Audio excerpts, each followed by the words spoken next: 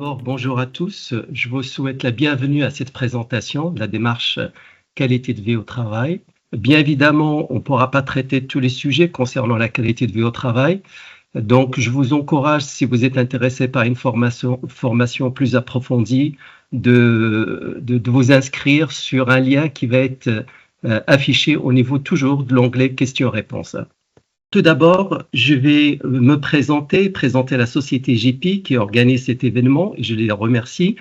Je suis donc Aziz El Khomri, j'ai accompagné depuis 2019 des établissements sanitaires, sociaux, médico-sociaux à la mise en place et la mise en œuvre de leur démarche qualité de vie au travail.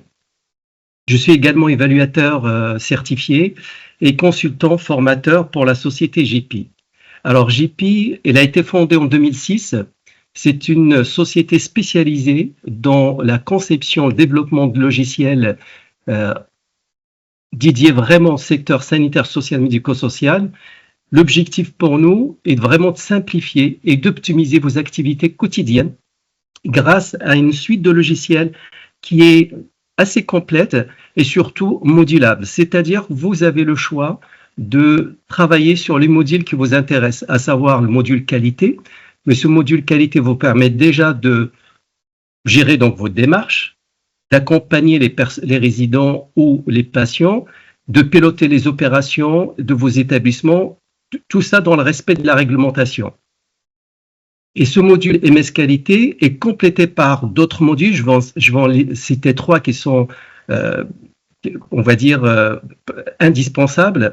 Par exemple, le module GMAO pour la gestion des équipements, le module GEPP pour la gestion des compétences du personnel et le module RGPD pour la sécurité des données. Et on va rentrer dans le vif du sujet, donc ce qui est le sujet d'aujourd'hui, qui est la qualité de votre travail. Alors c'est un sujet que j'ai divisé volontairement en 3 parties. Une première partie, on va essayer de voir d'où on vient, pourquoi la qualité de vie au travail, et c'est imposé à nous.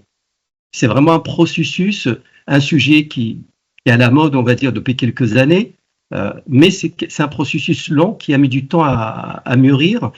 Dans un deuxième temps, on va voir pourquoi la qualité du travail présente des enjeux majeurs pour notre secteur. On va la définir.